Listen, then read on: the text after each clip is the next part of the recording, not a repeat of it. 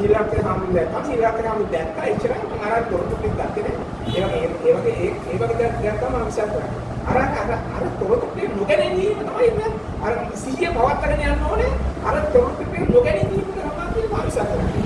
ඒ කියන්නේ තොරතුරු ටික නොගෙන හිටියනම් හරි හැබැයි තොරතුරට මූලික වෙන දේ තියෙනවා. එහෙම. ඔව්. ඒක අපි උතන ඉඳන් හොඳයි. එතන ඉඳන් අපි කතා කරමු නේද? එතකොට මහත්මයා මෙහෙමයි. දැන් විජේරත්න නේද මහත්මයා නම. එතකොට විජේරත්න මහත්මයා දැන් විජේරත්න මහත්මයා කියපුවේ සාරාංශය අපි කැටි කරෝතින් ඒ කියන්නේ මේ ලෝකේ සීල රක්කිත හාමුදුරුවෝ ඉන්නවා, විජේරත්න මහත්මයා ඉන්නවා, අපේ අනෝම මහත්මිය ඉන්නවා, මේ ෆෑන් කැරකෙනවා, කුරුල්ලෝ කෑ ගහනවා. මේ ඔක්කොම සිද්ධි ටිකක් කියනවා සහ යම් සිද්ධි දාමයක් වෙනවා. ඒ ටික මගින් ස්වායත්තව මගෙන් භෞතික ලෝකයේ තුල වෙනින්ම වෙනවා. ක්‍රියාකාරකම් ටිකක් වෙනවා. එතකොට ඒ වෙන ක්‍රියාකාරකම් ඇසුරු කරගෙන මට යම් කිසි අත්දැකීම් ටිකක් ලැබෙනවා.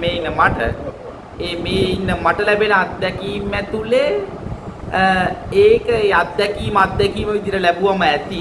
ඒකෙන් එහා යාර අතීත දත්ත ටික ඒකට අමුණගෙන හිතන්න නැතුව හිටියනම් හරි කියන එකනේ කතාන්දරේ සාරාංශය. ඒක මෙහෙමයි විජේරත්න මහත්මයා අපි ඕක මම දකින්නේ අරඹුමක් ගන්න හොඳයි උතන. ප්‍රශ්නයක් නැහැ, ගැටලුවක් නැහැ. කෙනෙකුට තේරුණු මට්ටමනේ. එතකොට විජේරත්න මහත්මයා අපි තේරුම් ගන්න ඕන එක තමයි උතන ඇවිල්ලා දහමේ අරමුමක් විතරයි. පැහැදිලිද? එතකොට දැන් ඔතන ඉඳන් අපි දහම කතා කරන් ගියොතින් දැන් අපි ගත්තොතින් දැන් විජේරත්න මහත්මයාට පැහැදිලි විජේරත්න මහත්මයාට දැන් ඒ දැනිලා තියෙන විදියට දැන් දහම ශ්‍රවණය කරාම දෙයක් දැනෙනවනේ. ඕනම කෙනෙක්ට දැනෙන සීමාවක් තියෙන. ඒකේ මොකක් හරි ටිකක් හැංගෙනවනේ. 아무ත් ෆීලිං එකක් එනවා. මොකද්ද මේකේ වෙන දාහක් නැති ටිකක් ඇහෙනවා. ඒක හරහා අපි දන්නේ මේ අපිට තේරුණු එක හරිමද දන්නේත් නැහැ. මේකද ඇත්තටම මේ බුදුහාමුදුරුවෝ කියපු එක. දැන් අපිට අතරමං වෙච්ච ස්වභාවිකුත් තියෙනවා. දැන් මේක ඇත්තටම මේක හරි එකක්ද මට තේරුනේ. අන්න එතනදී මහත්මයා මෙන්න මෙහෙම තමයි අපි ඔක තේරුම් ගන්න ඕනේ. දැන් ඔක අපි දන්න දැනුම් පරාසයෙන් තවදුරටත් ගලපගත්තට ඔක හරියන්නේ නැහැ. දැන් මම විජේරත්න මහත්මයා කියපු තැනින් පටන් ගන්න. මගෙන් වෙන්ව ලෝකයක් තියෙනවා. දැන් අපි කිව්වේ අපි දෙමුණ දැන් ෆෝන් එක තියෙනවා, ෆෑන් එක තියෙනවා, ඔරලෝසුව තියෙනවා. විජේරත්න මහත්මයාගේ නෝනා එහා පැත්තෙන් ඉන්නවා. විජේරත්න මහත්මයාට බණ කියන හාමුදුරුවෝ ඉස්සරහින් ඉන්නවා. ඒ ඔක්කොම විජේරත්න මහත්තයාගෙන් වෙන් වෙලා තියෙනවා නේද? ඔව්. එහෙම දකින්න බෑ වගේ මට තේරෙන්නේ.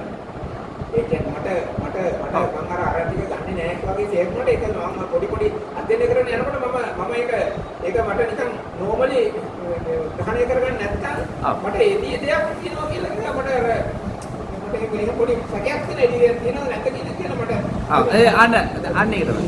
තාම කියන්නේ සැකේ තියෙනවනේ. ඒ කියන්නේ එළියේ දෙයක් ඇත්තටම තියෙනවද? ඒ කියන්නේ එළියේ සීල රක්කිත හාමුදුරුවෝ ඇත්තටම ඉන්නවද? එළියේ සීල රක්කිත හාමුදුරුවෝ ඇත්තටම නැද්ද? පැහැදිලිද? දැන් ලොකු දේවල් ඕනේ නැහැ. මේ සමස්ත ලෝකෙම අපි අරන් කැටි කරලා සීල රක්කිත හාමුදුරුවෝ කියන තැනට කැටි කරමුකෝ. දැන් එතකොට සීල රක්කිත හාමුදුරුවෝ කියන තැනට මේ සමස්ත ලෝකෙම අරන් කැටි කරෝතින් දැන් විජේරත්න මහත්තයාට තියෙන ප්‍රශ්නේ තමයි මොකද්ද? ඇත්තටම සීල රක්කිත හාමුදුරුවෝ භෞතිකව වස්තුවක් විදියට පුද්ගලයෙක් විතර ලෝකෙ මගෙන් වෙන්ව ඉන්නවද? දැන් ওই ප්‍රශ්නේනේ මගෙන් වෙන්වනේ. දැන් ඒක අමුවෙන්ම අපි මේක තේරුම් ගන්න ඕන. අමුවෙන්ම මේ කතාව තේරුම් ගන්න ඕන. මගෙන් වෙන්ව ඉන්නවද? අල්ලන්න පුළුවන්. යම් කිසි දුරකින් ඉන්න සීල රක්කිත හාමුදුරුවෝ මගෙන් වෙන්ව ඉන්නවද? හරිද? දැන් එතකොට ප්‍රශ්නයක් නේ ඉතුරු වෙලාද නැද්ද ප්‍රශ්නයක් දැන්? ප්‍රශ්නයක් ඉතුරු වෙලා. ප්‍රශ්නයක් ඉතුරු වෙන්නේ ඇයි? සැකයක් තියෙනවා. සැකයක් තියෙන්නේ ඇයි?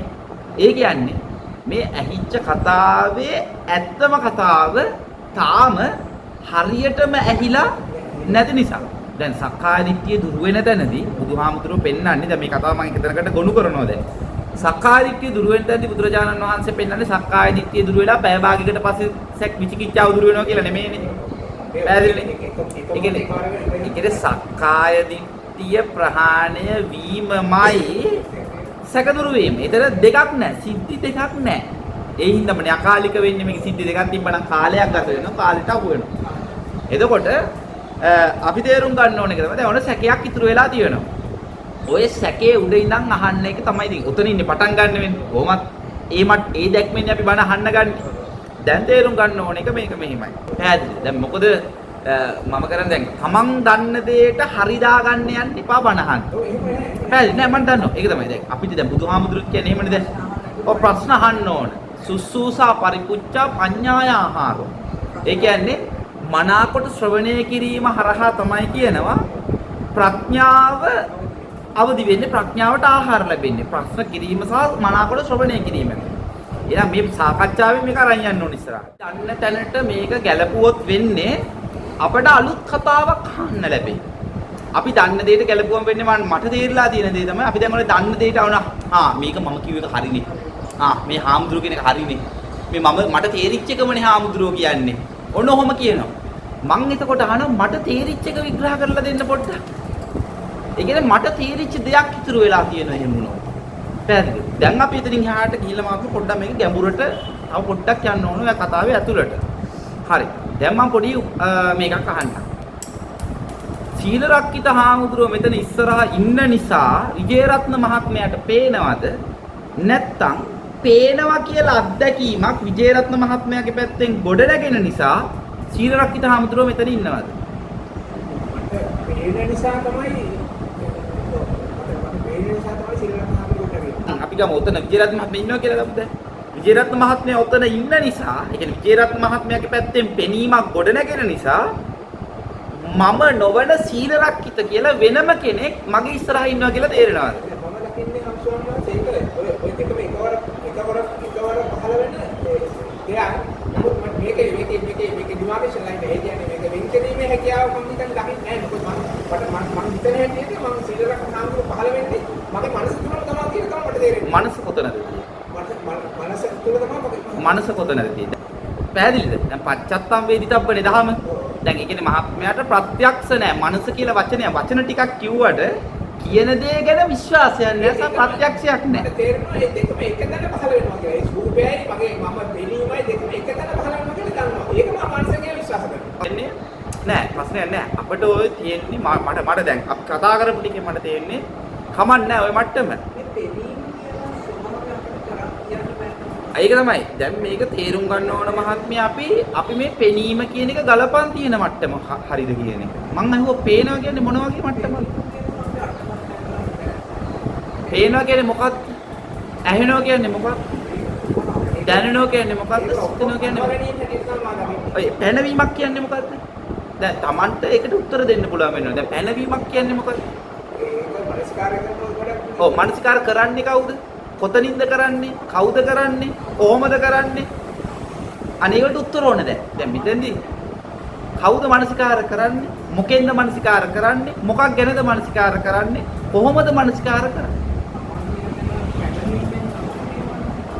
පැහැදිලිද මම කියන කතාන්දරේ? කොහොමද මනස්කාර කරන්නේ? කවුද මනස්කාර කරන්නේ? මොකක් ගැනද මනස්කාර කරන්නේ? ඒකට උත්තරේ මොකක්ද?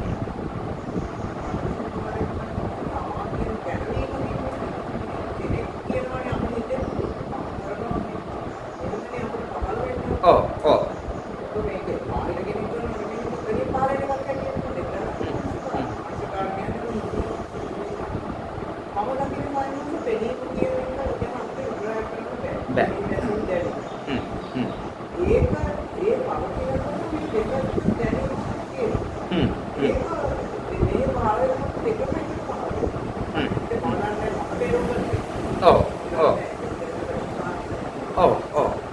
එතකොට නිකම් මෙහෙම නිකම් අපි දල වාසියෙන් ගාව මෙහෙම අදහසක් දැන් කතා කරව මට්ටමෙන් අපි මෙහෙම ගාව.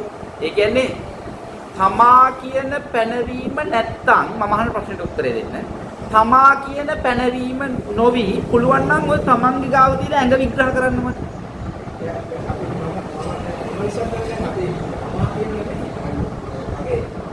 යොමු වීම තුල යොමු වීම කිව්වහම කාගේ යොමු වීමද? කාගේද යොමු වීම? මොහොකට යොමු වීමද? ඇසේ යොමු වීම තුල තමයි රූපේ පහළ වෙන්නේ. ඒ කියන්නේ ඇස කොහෙද තියෙන්නේ? ඒ ඇස යොමු ඇස කොතනද තියෙන්නේ? ඇස කියන එක පටිසම්පන්න ධර්මයක් කියලා කියනවා. පටිච්චසමුප්පන්නයි ඒ කිව්වේ. කියන්නේ මේ මොහොතේ ඇතිලා මේක ඒක ඇති වෙන්නේ නැති ඒ වෙන්නේ. කියන්නේ එක මොහොතකට හරි ඇති වුණාද ඒක? ඇති උනේ නැහැ. එහෙනම් ඇති වුණා නැති වුණා කිව්වේ. ඒක තමයි පිනීම ඒ කියන්නේ විද්‍යාමාන වෙන වැඩක් තියෙන්නේ. විද්‍යාමාන වීමක් පමණක් කියන වැඩක්. ඔව්. ඇසෙන් විද්‍යාමාන වෙන ධර්මයක් ආවයක් ඔය රූපයත් ඒ වගේ එකක්. ඒකනේ රූපේ කියන්නේ මොකක්ද මහත්මයා මට තේරෙන්නේ නැහැ. රූපයයි ඇසයි මට පොඩ්ඩක් වෙනස පෙන්වලා දෙන්න. ඇසේ රූපේ වෙනස. ඇස දැන් රූපේ කියන්නේ මොනවාද භෞතික වස්තුවකින් මගේ මනස තුළ නැත්නම් මේ හැදුලා වෙන මේ විද්‍යාත්මක බලස් ස්වාමීන් වහන්සේ වෙන දැන් උපරාක්ෂේ මම දැක්කාම මගේ කන්නේ ඇහැ කන්නේ නිකන් අනිත් පැත්ත ගාව පිටුරයක් හදලා. ඒ අනිත් පැත්ත ගාව පිටුරේ ඒකදී බුදුහාමුදුරුවෝ රූපේ කියලා තියෙන්නේ. නෑ ඒක ගිහිල්ලා මුලට ගිහිල්ලා මුලෙන් දක්වන එක තමයි බුදුහාමුදුරුවෝ රූපේ කියලා කියන්නේ නැත්තේ. නැත්තම් වෙන බුදුහාමුදුරුවෝ කියන රූපයක් තියෙන බුදුහාමුදුරුවෝ දැන් විද්‍යාඥයෝ බුදුහාමුදුරුවෝ මම දැන් මම දන්නේ නැහැ මහත්මයා බණ අහලා තියෙනවනේ දැන් මම මෙහෙම අහන්නම්. බුදුහාමුදුරුවෝ ලෝකය කියලා කිව්වේ මොකටද?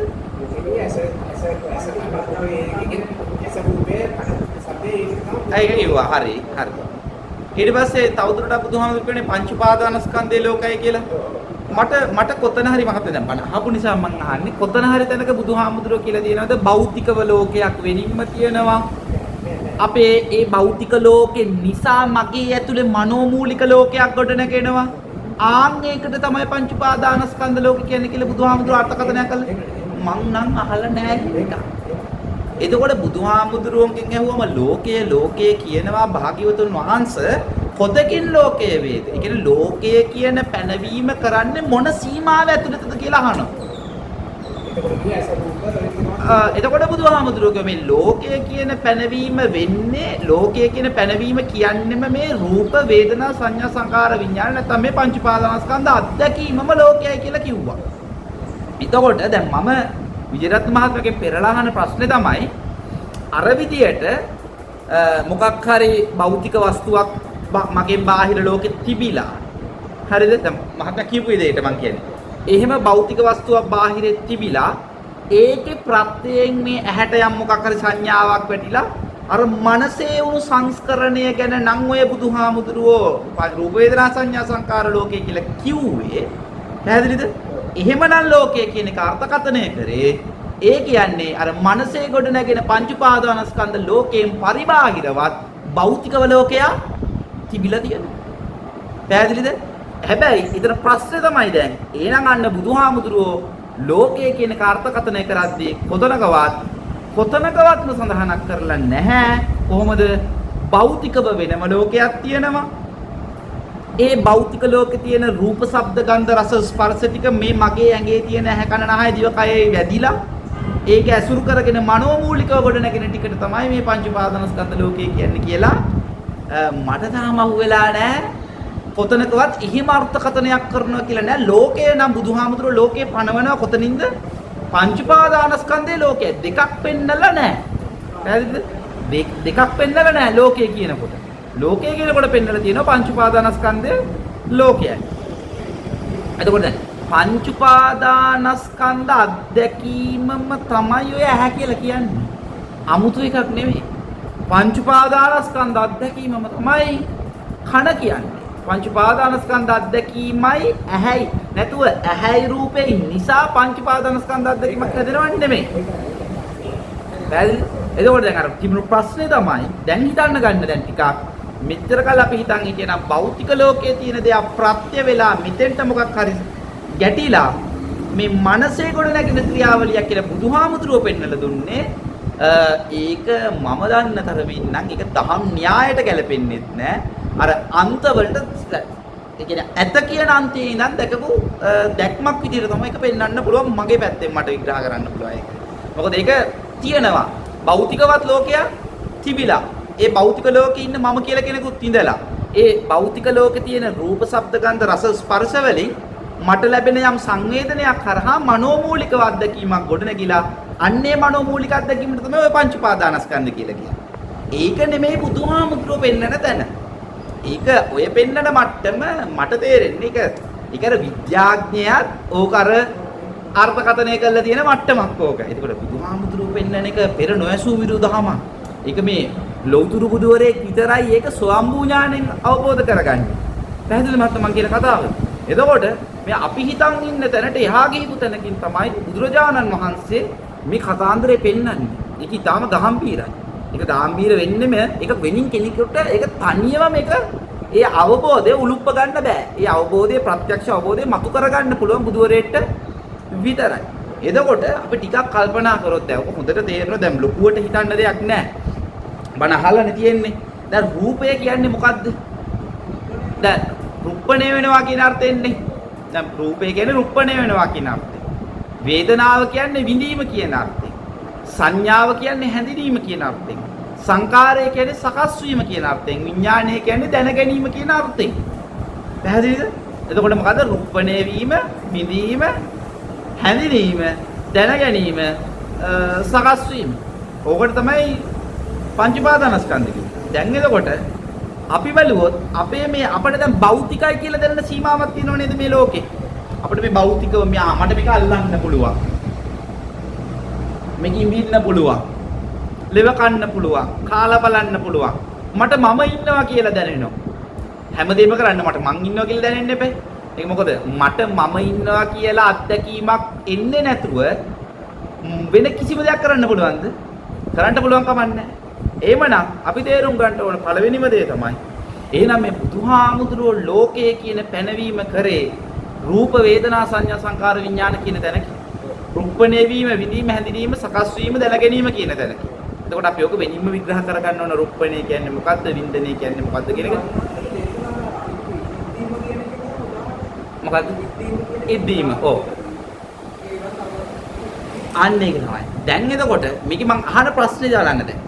දැන් අපි කියවනේ රූපයේ තියෙන්නේ අතන, රූපේ තියෙන්නේ මෙතන කියලා අපි පෙන්නනවානේ. දැන් අපි ඇහැ පෙන්නන්න කිව්වොත් ආධ්‍යාත්මේ මේක, බාහිරේ මේක කියලා අපි මේ පෙන්නනවද නැද්ද? දැන් මං ඇහුවොත් මේ ප්‍රශ්නේ. දැන් බුදුහාමුදුරුවෝ පෙන්නනවානේ දැන් මේ ලෝකේ කියන්නේ මොකද පංච උපාදානස්කන්ධයන් දෙක. පංච උපාදානස්කන්ධයන් දෙකම කිව්වද රූප වේදනා සංඥා සංකාර විඥාන පහනේ. එතකොට මං අහනවා රුප්පණය වීම සිද්ධ වෙන්නේ කොතනද? මං අහන ප්‍රශ්නෙට උත්තරේ දෙන්න. ලොකු කතාවක් ඕනේ නැහැ. මහා ගැඹුරින් හිතන්න බෑ. හිතන්න මෙහෙම ඔය රුප්පණය වීමට පහම එක වගේ තමයි. එතකොට දැන් අපි මෙහෙම ගමු. රුප්පණය වීමට ලස්සන උපමාව මං අහලා තියෙනවා ඉද්දෙනවා කියන එක. අපි කියන්නේ තුවාලයක් ඉද්දෙනවා කියන කතාව අහලා තියෙනව නේද? නැත්නම් තුවාලය ඇදුම් කනවා ඉද්දෙනවා කියන වචනේ අහලා තියෙනවනේ. එතකොට මම සරලව ඇහුවොත් තුවාලයක් තිබිලා තියෙන තුවාලෙන් ඇදුම් කෑමක් නැත්නම් ඉද්දීමක් එනවද? ඉද්දීම වෙනකොට තුවාලේ තිය කියලා තේරෙනවද? ඉද්දීම වෙනකොට නේද තුවාලේ කකුලයි කියන දෙකම අපට හම්බ වෙන්නේ. එතකොට ඉද්දීම නිසා කකුලයි තුවාලේ කියන දෙකක් හමු වුණා මිසක් තියෙන කකුලේ තියෙන තුවාලෙන් ඉද්දීමක් ආවා නෙමෙයිනේ. ඒක භෞතිකව දෙන ඕලාරික මට්ටමේ උපමාවක්. පැහැදිලිද? හරි. දැන් අපි ඉද්දීම නිසා අපට හම්බුණානේ මොකද? තුවාලේ කකුලයි දෙකක්. දැන් අපෙන් ඇහුවොත් කෝ තුවාලේ කියලා මේ පෙන්නනවා. කෝ කකුල කිව්වොත් මේ කියලා පෙන්නනවා. දැන් දෙක පෙන්නුවා නේද? මං කිව්වොත් ඉද්දීම පෙන්වන්න කියලා. මං කියව කතාව පැහැදිලි නේද? තුවාලෙත් ඉද්දීම නිසා හම්බ වෙච්ච තුවාලෙත් පෙන්නුවා කකුලත් පෙන්නුවා. හැබැයි මම ඊළඟට ඇහුවොත් ඉද්දීමයි කකුලයි මුණගස්සවපු ඉද්දීම කොතනද සිද්ධ වුනේ කියලා ඇහුවොත් අන්න ඒකට උත්තරයක් තියෙනවා. පැහැදිලිද? එතකොට මං ඇහුවොත් නැවත වතාවක් පෙරලා ප්‍රශ්න ඇහුවොත් තියෙන කකුලයි තියෙන තුවාලයක් නිසා ඉද්දෙනවා නම් හරිද? එහෙම වුණාද? නැත්තම් ඉද්දීම කියන සිද්ධිය නිසා ඉද්දීම නිසා තුවාලේ කකුලයි කියන දෙපැත්ත පැනුණාද? ඉද්දීම නිසානේ. හරි. දැන් ওই ඉද්දීම කියන එකනේ මහත්මා බුදුහා රුප්පණය කියන එක පෙන්වන්නේ. රුවක් ඔප්නැන් වෙනවා නැත්නම් රුප්පණය වෙනවා කියන අර්ථයෙන් පෙන්වන්නේ ඔක. රුවක් ඔප්නැන් වෙනවා.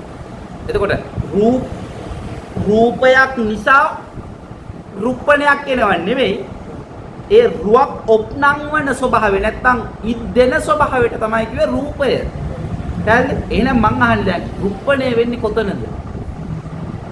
රුප්පණය වෙන්නේ මගේ තුලද? මේ මමයි කියලා හිතන් ඉන්න සීමාව තුලද? නැත්තම් මගෙන් වෙන්ව පවතින සීමාවක් තුලද මේ රුප්පණය සිද්ධ වෙන්නේ? දැන් හොයන්න ඕනද නැද්ද? දැන් මොකද? ඇයි? දැන් තුවාල ඉද්දීම නිසා නේද තුවාලේ කකුලයි කියලා දෙකක් ආවේ?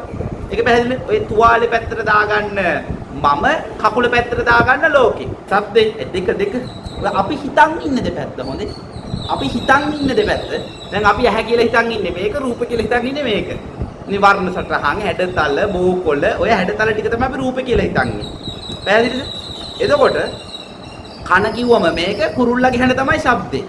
දැන් මෙහෙම දෙකම අපි පෙන්නනවද නැද්ද? කන මේක, ශබ්දේ මේක. නාසය මේක, ගන්ධය මේක. දිව මේක, රසය මේක. කය මේක, ස්පර්ශය මේ හුළඟ. පෙන්නනවනේ අපි. දැන් ප්‍රශ්නේ තියෙන්නේ බුදුරජාණන් වහන්සේගේ අර්ථකථනයට අපි ගියා. දැන් අපි ගලප ගන්න තැනක් තියෙනනේ මහත්මයා. හරිද? එතකොට ඔක අපි ගලප ගැනීමේ ප්‍රශ්නේ පැන නගින තැනක් මං කියන්නම්. දැන් අපි ගලප ගත්තා කොහමද? ඇහැ, රූප. පෙන්නනවද නැද්ද දැන් මෙහෙම? කන, ශබ්ද. නාසය, ගන්ධ. දිව රස. කය, ස්පර්ශ. පෙන්වවද නැද්ද? පෙන්නවා. දැන් හරිනේ පහකට ඔට්ටුයිනේ. පහක් හරි. බුදුහාමුදුරුවෝත් පෙන්නවා ඇහැ කන නහය දිව කය මන ආධ්‍යාත්මික ආයතන. රූප ශබ්ද ගන්ධ රස ස්පර්ශ ටික බාහිර ආයතන විදිහට පෙන්වනවා. දැන් ඇහැටත් හරිනේ. ඇහැ ආධ්‍යාත්මිකයි රූප බාහිර. මේ ඇහැ අර රූපේ. හරි. හරිනේ. හරි වගේ දැනෙනවා. කන මේක ශබ්දය අරක. හරි. ඇහැ රූපෙටත් හරි. කන ශබ්දෙටත් හරි. නාසය ගන්ධයටත් හරි. දිව රසයටත් හරි. කය පහසටත් හරි. දැන් ඇඟිල්ල දික් කර පෙන්වන්නේ දැන් මේක අභ්‍යන්තරේ මේක ආධ්‍යාත්මික මේක බාහිරේ කියලා. දැන් ඔන්න ප්‍රශ්නයක් එනවා. බුදුහාමුදුරුවෝ පෙන්නනවා මන ආධ්‍යාත්මිකයි ධම්ම බාහිරයි. දැන් පෙන්නන්න ආධ්‍යාත්මික බාහිර. දැන් බුදුහාමුදුරුවන්ට වරදින්න බැහැනේ. පැහැදිලිද මහත්මයා මං කියන කතාව? දැන් අපට වැරදීමක් නේ වෙන්න ඕන නේද? දැන් අපි ධර්මයේ ගලපගන්නේ බුදුහාමුදුරුවෝත් ඇහැ කන නහය දිව කය මන කියන වචන ටික පාවිච්චි කරලා තියෙද නැද්ද? තියෙනවා. රූප ශබ්ද ගන්ධ රස ස්පර්ශ කියන වචන ටික පාවිච්චි කරලා තියෙනවා. හැබැයි ප්‍රශ්නේ තියෙන්නේ මේකයි. අද අපි බණ අහනකොට අද අපි ඇහැ කන නහය දිව කය මනස ගලපගන්නේ අර බුදුහාමුදුරුවෝ පෙන්නපු ඇහැ කන නහය දිව කය මනසයි කියලා හිතාගෙන අර අපි දන්න ටිකටමද නැද්ද? අපි දන්න ඇහෙන් තමයි අපි අර බුදුහාමුදුරුවෝ පෙන්න නැහැ ගලපන්නේ. අපි දන්න කනත් එක්ක සාපේක්ෂ කරලා තමයි අපි බුදුහාමුදුරුවෝ පෙන්නපු කනනාසය දිවකය මනස කල්පගන්නේ. අපි අද අපිට තේරෙනව නේද ආධ්‍යාත්මිකයි බාහිරයි කියලා ભેදයක්. දැන් පෙන්වන්න බලන්න. දැන් මහත්මයා මට නෝනයි මට පෙන්වන ආධ්‍යාත්මිකයි බාහිරයි. දැන් අර අතින්ම අත යවලම පෙන්නනව නේද මෙහෙම. මේ හොඳට බලා ගන්න. මේ ආධ්‍යාත්මික බාහිර. මේ ආධ්‍යාත්මික බාහිර. ආධ්‍යාත්මික අපි පෙන්වනව නේද? එතකොට තේරුම් ගන්න හොඳට තේරුම් ගන්න අපි දන්න සීමාවේ ආධ්‍යාත්මයයි බාහිරයි කියන්නේ ඕක තමයි. ඒක වැරදි නෑ. කවුරු දන්න සීමාවේද? පෘථග්ජන දැක්මක් ඇතුළේ ඉන්න පුහුදුන් ලෝක සත්වයාගේ දැක්ම ඇතුළේ තියෙන ආධ්‍යාත්මයයි බාහිරයි කියන්නේ ඕක තමයි. ප්‍රශ්නයක් නෑ. හැබැයි හොඳට තේරුම් ගන්න ඕන කාරණාව තමයි මෙන්න මේක. බුදුරජාණන් වහන්සේ ආධ්‍යාත්මයයි බාහිරයි කියන පැනවීම පෙන්වන්නේ ඔතනින් නම් නෙමෙයි. ඒක කිසිසේත්ම උතරින් නෙවෙයි පෙන්නලා තියෙන්නේ. ඒක ගලප ගන්න පුළුවන් මෙන්න මෙතෙන්ට ගියාන් පස්සේ. දැන් ධහම විග්‍රහ කරගන්න එපයි අපි. සැක දුරු වෙන්න අපි මේක විග්‍රහ කරගන්න ඕනේ. එකෙන් එක විග්‍රහ කරගන්න ඕනේ. දැන් බුදුහාමුදුරුවෝ පෙන්නනවා ඕනේ. දැන් ඇස කන නාසය දිව කය මනට අර්ථකථනය පෙන්නනවා. කොහොමද පෙන්වන්නේ? ඇහැ කන නහය දිව කය මන කියන හයට පෙන්නනවා. ඇස කන නහය දිව කය මන ආධ්‍යාත්මිකයි. රූප ශබ්ද ගන්ධ රස ස්පර්ශ ධම්ම බාහිරයි. පැහැදිලිද? දැන් අපිට ආධ්‍යාත්මයයි බාහිරයයි මෙහිම වෙන් කර පෙන්නුවානේ අර කොතෙන්ද මොන සීමාවට යනකම් පෙන්නුවාද? පහක් යනකම් පෙන්නුවා. හැබැයි එක තැනකදී අපි හිර වෙනවද නැද්ද? කොතනදීද හිර වුනේ? මන ධම්මේදී අපි හිර වුණා. එහෙනම් මං අහන්නේ මන ධම්මේදී හිර වෙනවා කියන්නේ අපි මම කියන පොඩි ඉඟියක් දෙන්නේ. ඒ කියන්නේ අපි අර බුදුහාමුදුරුවෝ පෙන්නපු ආධ්‍යාත්මයයි බාහිරයයි කියන තැනින් නෙවෙයි නේද?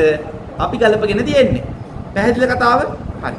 දැන් එන්නේ අනිත් තැනට බුදුරජාණන් වහන්සේ ඇහැ කන නහය දිවකය මනස කියන මේ සලායතනේ විග්‍රහ කරන කොහොමද? මේ හයටම දෙන අර්ථකථනය. අහලා ඇතිනේ. ඇස කියන්නේ මොකද්ද පෙන්නනවා? අනිදස්සනයි. සප්පටිකයි. අත්ථභාව පරියාපන්නයි. ධම්මායතන පරියාපන්නයි. පච්චුප්පන්න ධර්මයක්. ඊට පස්සේ විරාග ධම්මයක්. නිරෝධ ධම්මයක් විදිහට පෙන්නනවා. එතකොට ඇහැට කනට නහයට දිවට කයට මනට හයටම ඔය අර්ථකථනය කරලා තියෙනවා. දැන් ඉතින් හිත ඇස කන නහය දිව කය මනටම පෙන්වන්නේ අනිදස්සනයි. අනිදස්සනයි කියන එකේ තේරුම මොකද්ද? අපිට පේන්නේ නෙවෙයි එක පැත්තකින් අර්ථකථන ඔකට අර්ථකථන දෙකක් තියෙනවා. මම අහපු අර්ථකථන දෙකම හරි කිසි ප්‍රශ්නයක් නැහැ. පළවෙනි අර්ථකථනය තමයි මේ අනිදස්සනයි කියන එකට දකින්න බෑ. මට දකින්න බෑ නෙමෙයි දකින්න බෑ. අනිදර්ශනයි. දර්ශනය කරන්න බෑ කියන අර්ථයෙන් පෙන්වනවා. තව අර්ථකථනයක් තියෙනවා. ඒ තමයි අපි අහලා තියෙනව නේද පොඩි කාලේ විභාග ලියනකොට අපි කියන්නේ නිදසුන් ගෙන හැර දක්වන්න කියලා. නිදසුන් ගෙන දක්වන්න උදාහරණ ගෙන හැර දක්වන්න කියන එක දක්වන්න කියනවනේ අපිට. එතකොට නිදසුන් ගෙන දක්වන්න නිදස්සන කියන්නේ නිදස්සන කියන වචනේ ඔපොසිට් එක විරුද්ධ පදේ නිදස්සන ඉස්සරහට යන්න දාන්න අනිදස්සන. ඒ කියන්නේ නිදසුන් ගෙන පෙන්වන්න බෑ කියන අර්ථයෙන් තමයි අනිදස්සන පෙන්වන්න තියෙන්නේ. හරි නේද? ඒක දැන් අර දර්ශනය කරගන්න බෑ කිව්වත් නිදසුන් ගෙන දක්වන්න බෑ කිව්වත් අර්ථයන් දෙක සමපාත වෙනවා කියන එක පැහැදිලිනේ. දැන් අර්ථකථන දෙකක් ඒක මම අහලා තියෙන අර්ථකථන දෙක. එතකොට ඒක සමපාතයි. හේතුව කියන්න අපිට දැන් අපි මෙහෙම කියනවානේ මගේ අම්මාගේ මූණ සඳක් වැනිය.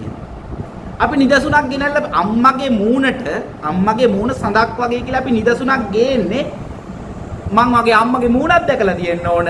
හඳ දැකලා තියෙන්න ඕන.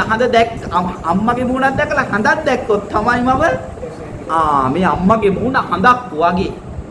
මේක මේ වගේ, මේක අර වගේ, මේක අර ආකාරයි, මේක මේ ආකාරයි කියලා යම් ආකාරයකින් පනවන්නේ අපි දෙයක් දර්ශනය කරලා තිබුණොත්ද නැද්ද?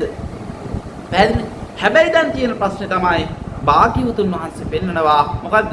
ඇහැ අනිදස්සනයි දකින්න බෑ දර්ශනය කරන්න බෑ. ඒකට නිදසුනක් අරගෙන මේ ආකාරයි අර ආකාරයි කියලා පැනවීමක් කරන්න බෑ කියලා පෙන්නනවා. කන නහය දිවකය මනසට ඔය ආකාරයටම ඔය අර්ථකථන වැලිට පෙන්නනවා. පැහැදිලිද? එතකොට ඔන්න දැන් ප්‍රශ්නේ එන්නේ මෙන්න මෙතනින් දැන් හරි. ඔක්කොම හරි. එහෙනම් අපිට පැහැදිලිද දැන් එහෙනම් බුදුහාමුදුරුවන්ගේ අර්ථකථනයට අනුව ඇහැ කන නහය දිවකය මන කියන මේ හයම දකින්න බෑ. හැබැයි අපේ අර්ථකථනයට අනුව ඇහැ කන නහය දිවකය දකින්න පුළුවන් මන දකින්න බෑ. ප්‍රශ්නයක් තියෙද නැද්ද? හිතන්න. දැන් අපි ඉන්න තැන හිර වෙලා ඉන්නේ මම. අපි ඊළඟ ස්ටෙප් එකට යන්න නම් අර අපි කියන රිස්ක් එකක් ගත්තේ නැත්නම් ඉහළ ප්‍රොෆිට් එකක් ගන්න බෑ කියලා කිය. අන්න ඒ වගේ දැන් අපි බලන්න ඕන කතාන්දරේ තමයි අපි ඇහැ කන නහය දිවකය ගලපගත්තු තැනයි බුදුහාමුදුර ඇහැ කන නහය දිවකය මන ගලපු පෙන්නපු අර්ථකථනයත් එක්ක ගත්තම පරස්පරයක් පැහැදිලිවම දකින්න තියෙනවා. පැහැදිලිද? දැන් ඊළඟ තැනට එනවා. දැන් ඕකේ පෙන්නනවා. දැන් ඕක ලස්සන තැනක් එනවා. හොඳම තැන තමයි මෙන්න මේක. දැන් මම එහෙම කියන්නේ. ඇහැයි රූපය අතර ඩිස්ටන්ස් එකක් දැනෙනවද නැද්ද? පරතරයක්. ඇස මෙතන රූප අතන. කන මෙතන කොහොමද අපි කන කියන්නේ හරි මේක මනසේ හරි කියලා ගමු. මනස කිව්වත් අපි මේ අපි ළඟට කරලා නේද පෙන්වන්නේ ඒක. තමා තුල කියලා නේද ඒක පෙන්නගන්නේ. ශබ්ද බාහිර පෙන්නනවද නැද්ද? පෙන්නනවා. ඊට පස්සේ නහය ආධ්‍යාත්මික ගන්ධ බාහිර කියලා විතර පෙන්නනවනේ. පරතරය අපිට පෙන්නද? හැබැයි මනයි ධම්මයි අතර පරතරය කොයිතරම්ද? මනයි ධම්මයි අතර පරතරය කොයිතරම්ද අපිට? එහෙම පෙන්වන්න පුළුවන්ද? මන පෙන්වන්නත් බෑ, ධම්ම පෙන්වන්නත් බෑ. අපි මේක නිකන් අපේ දෘෂ්ටියට ගලප ගත්තම අපි හිතනවා මනසත් මෙතන ධම්මත් අපි ඇතුළෙම තමයි නේද? අපි ඒක නෙවෙයිද ගලප ගන්න. මනස කියන්නේ මොලේ කියලා ගලප ගනි. ධම්ම කියන්නේ අපට එන සිතුවිලි කියලා ගලප ගනි. කොහොමද නැද්ද අපි ගලපගෙන තියෙන්නේ? දැන් එහෙනම් ඔන්න අපිට තේරුණා එක දෙයක් මොකද්ද? අපි ඇහැ කන නහය කියලා අපි ගලප ගත්ත තැනයි බුදුහාමුදුරුවෝ ගලපලා පෙන්නපු තැනයි අර්ථකථනය කරපු තැනයි ලොකු ගැප් එකක් සහ ලොකු පරතරයක් තියෙනවා. දැන් මෙන්න මේ ඇහැ කන නහය දිවකය මනස කියන හයට අපි ගියායින් පස්සේ බුදුහාමුදුරුවෝ ලස්සන අර්ථකථනයක් දෙනවා. අත්ත භාව පරියාපන්නයි ධම්මායතන පරියාපන්නයි කියලා අර්ථකථන දෙකක් පෙන්නලා තියෙනවා මේකේ. දැන් මේ ඇස කියන පැනවීමට දෙන්න තියෙන අර්ථකථන ටික මේ දෙන්නේ. කන කියන පැනවීමට දෙන අර්ථකථන ටික. නාසය දිවකය මනට දෙන අර්ථකථන ටික මේ. දැන් හිතන්න මේ. දැන් ඇස කියන්නේ ධම්මායතන පරියාපන්නයක් කියනවා. හරිද? හොඳට අහගන්න. ධම්මායතන පරියාපන්නයක් කියලා කියනවා. මොකක්ද ඒ කිව්වේ? මොකද්ද ධම්මායතනය කියන්නේ? මොකද්ද ධම්මායතනය කියන්නේ? අර අපි අහලා තියෙනව නේද මන ධම්ම ක්‍රියාකාරීත්වය කියලා එකක් අහලා තියෙනවද? මනෝමූලික ක්‍රියාකාරීත්වය කියන එක. මනයි ධම්මයි. අර අපිට දැන් හොයාගන්න බැරි වුණු තැනක් තිබ්බ නේද? ගිහිල්ලා හිර වුණා නේද අපි යම් තැනක. අන්න මන ධම්ම ක්‍රියාකාරීත්වය. අන්න ඒ ධම්මායතනයේ හැඩතලයක් තමයි කියනවා ඇහැ. පරියාපන්නයක්. පරියායක්. ඒ ධම්මායතනයේ මනසේම තවත් එක පරියායක්. අපි ගලපන් ඉන්නේ ඇහැට රූපේ ගැටිලා තමයි මනසට ඩීටේල් ටික යන්නේ. ගිහිල්ලා මනසෙන් මේක සකස් කරනවා කියලා නේද අපි ගන්නෙ. එතකොට මනසක් වෙනින්ම තිබිලා ඇහක් වෙනින්ම තිබිලා. පැහැදිලිද? එතකොට අපි ගන්නේ කනයි ශබ්දයයි වෙනින්ම තිබිලා ඒ කනට ශබ්දේ ගැටුණයින් පස්සේ තමයි මනසට ඩීටේල් ටික දත්ත ටිකක් යන්නේ. ගිහිල්ලා මනසෙන් තමයි අරක නිර්මාණය කරන්න කියන මට්ටමින් තමයි මෙච්චර කාලයක් ගලපන් තිබේ. හැබැයි ওই අර්ථකතනේ බුදුහාමුදුරුවෝ පෙන්නපු අර්ථකතනෙත් එක්ක ගැලපෙන්නේ නෑ. හේතුව තමයි බුදුහාමුදුරුවෝ ඇහැ කියන්නේ ධම්මායතන පරියාපන්නය. ඒ කියන්නේ අපි කියමු ආයතනයක්. අපි කියමු ආයතනේ කම්පැනි එකක්. ඔන්න අන්න හරි. යම් දෙයක් නිෂ්පාදනය කරන තැනනේ. එහෙනම් ඇහැ කියන ප්‍රොඩක්ට් එක හදන්නේ මොන ආයතනෙන්ද? ධම්මායතනේ. ධම්මායතනේ. කන ඒ ධම්මායතනේ. නාසය ඒ ධම්මායතනේ. දිව ඒ ධම්මායතනේ. කය ඒ ධම්මායතනේ. මන ඒ ධම්මායතනේ. දැන් ප්‍රශ්නයක් තියෙනවද නැද්ද? එහෙනම් අන්න අපිට පැහැදිලි මොකද්ද? ඇහැ කන නහය දිව කය මන කියලා මේක හයක් වෙන්න බෑ. හයක් වෙන්න බෑ. එකම ආයතනයක නිෂ්පාදන වෙන්න ඕන කියලා පැහැදිලි නේද? ඒක බැල්ල. එතකොට අපි තේරුම් ගන්න ඕන ඊළඟ කාරණාව තමයි බොහෝ දෙනෙක් හිතාගෙන ඉන්නවා. බොහෝ දෙනෙක් හිතන් ඉන්නවා. අර අපිට බණහදි දෙන උපමාව තමයි මම අහලා දෙනවා. ගිනි වලල්ලක් කරකවනකොට වලල්ල පේන්නේ නැහැ, රවුමක් පේන්නේ. එතන ඇත්තටම වලල්ලක් නෙමෙයි තියෙන්නේ ගිනි පෙනෙල්ලක් විතරයි. ඔය වගේ උපමා දෙනව නේද? අපිට මේ බල්බ් එක නිවෙනව පත්තු වෙනවා මේ ස්පීඩ් එක නිසා තමයි අපිට මේ බල්බ් එක දිගට තියෙනවා වගේ පේන්නේ. ඇත්තටම මෙතන බල්බ් එකේ වෙන්නේ නිවීමක් සහ පත්තු වීමක් විතරයි. ඔහොම අපිට කියනව නේද බණට අර්ථකථනය. තව අර්ථකථනයක් අහලා තිබ්බ අනන්තවත් වරකට ලැබෙන්නේ එක අත්දැකීමයි කියලා. ඇහි අත්දැකීම ලැබෙනකොට අනිත් අත්දැකීම් ලැබෙන්නේ නැහැ කියලා පෙන්නනවා. ඉතින් ඔය අර්ථකථනේ කොයි තාක් දුරකට නිවැරදිද කියලා බලන්න ඕන අපි බුදුහාමුදුරුවන්ගේ අර්ථකථනය එක්ක. බුදුරජාණන් වහන්සේ කොහොමද මේ මහත්වයේ මේක අර්ථකථනය කරන්නේ? ඇස සියල්ල වේ. මේ පෙන්නන්නේ මේ සබ්බ සූත්‍රය කියලා එකක් තියෙනවා. සබ්බ සූත්‍රය කොහොමද අර්ථකථනය කරන්නේ? මහණෙනි ඇස රූප සියල්ල වේ. කන ශබ්ද සියල්ල වේ.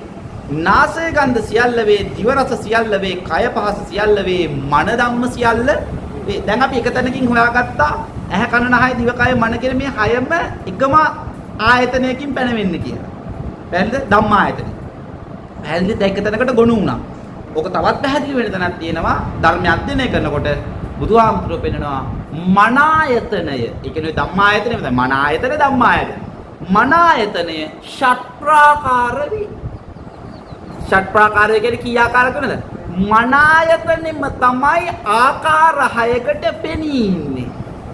මනායතනේ ලබන අත්දැකීමේ තියෙන නානාත්ම ස්වභාවය මත තමයි ඒ අත්දැකීම් හයට ලේබල් ගහන්නේ. මෙන්න පේනවා, මෙන්න ඇහෙනවා, මෙන්න දැනෙනවා, මෙන්න හිතෙනවා කියලා. එහෙනම් මම ඔබගෙන් අහුව ප්‍රශ්නයක්. පේනවා කියන අත්දැකීම ලැබෙනකොට ඇහිම වෙන්නේ නැද්ද? දැනීම වෙන්නේ නැද්ද? සිතීම වෙන්නේ නැද්ද? අපිට ගන්නවනේද එහෙම එකක්? අර අපිට කියන්නේ බල්බ් හයක් මෙහෙම තියලා අභිධර්මයේ අපිට ගන්නනකොට ගන්නව නේද? එක බල්බ් එකක් පත් වෙනකොට ඉතුරු පහ ඕෆ්, ඊළඟ එක පත් වෙනකොට ඉතුරු පහ ඕෆ්. මේක හයි ස්පීඩ් පත් වෙනවා, නිවෙනවා, පත් වෙනවා. ඒ ස්පීඩ් එක නිසා ඔක්කොම එකට පත්තු වෙලා වගේ තියෙනවා වගේ දැනෙන්නේ. ඒ ඒකාකාරීව දැනෙන ස්වභාවය තමයි මම කියන්නේ. අපිට කිව්වද නැද්ද? කිව්වා. හැබැයි ඔක වැරදි. ඒක වැරදි. ඒ අර්ථකථනය සම්පූර්ණයෙන් වැරදෙනවා මහත්මයා. මම ඒක පෙන්නන්න. ඒක බුදුහාමුදුරුවන්ගේ ත්‍රිපිටක ධර්මයට අනුව ඒක වර්ධින තැන් ටික පැහැදිලි කරලා දෙද හැකිද? හිතන්න බුදුරජාණන් වහන්සේ පෙන්නනවා යමෙකු ඇස අවබෝධ කරයිද සියල්ල අවබෝධ කරයි. කන අවබෝධ කරයිද සියල්ල අවබෝධ කරයි. නාසය අවබෝධ කරයිද සියල්ල අවබෝධ කරයි. දිව, කය, මන අවබෝධ කරයිද සියල්ල අවබෝධ කරයි. දැන් අපි හිතන්න. අපි දන්න විදිහට ඇහැ කන නහය දිව කය කියන්නේ එකිනෙකට සම්බන්ධ නැති. අපිට ධර්මයේ ඉගෙනුවේ එහෙම නේද? ඇහැට කන සම්බන්ධ නැහැ, කනට නහය සම්බන්ධ නැහැ. නහයට ඇයි එකවරකට එකයිනේ ලැබෙන්නේ. ඒක අපි ලියා ගන්න ඕනේ එතන අනිවාර්යයෙන්ම. එතනදී වෙන ප්‍රශ්නේ තමයි මොකද්ද? මොකද්ද ප්‍රශ්නේ? ඇස අවබෝධ කරොත් මොකද්ද අවබෝධ කරගන්නේ? සියල්ල. මං ඇහුදින් සියල්ලට අයිති නැත්තේ මොනවද? සියල්ලට සියල්ලයි තියෙන්නේ. සියල්ලට අයිති නොවන මොනවා හරි තියෙද? හැබැයි අපිට ධර්මයේ උගන්වන විදියට ඇහැ අවබෝධ වෙනකොට සියල්ල අවබෝධ වෙනවා නම් බුදුහාමුදුරුවෝ පෙන්වන විදියට ටිකක් හිතලා බලන්න මහත්මයා පොඩ්ඩක් හිතලා බලන්න අපිට ඉගැන්නුවොත් ඇහැ උපදින වෙලාවේ කන නහය දිවකය මන ඉපදිලා නැහැ කියලා. එතකොට කෙනෙක් ඇහැ අවබෝධ කරලා කන අවබෝධ වෙන්න නම් ආයි කන උපදිනකන් ඉන්න වෙනවද නැද්ද? පැහැදිලිද? මම කියව කතාව. ඒ කියන්නේ ඇහැ කියන බල්බ් එක පත්තු වුණා.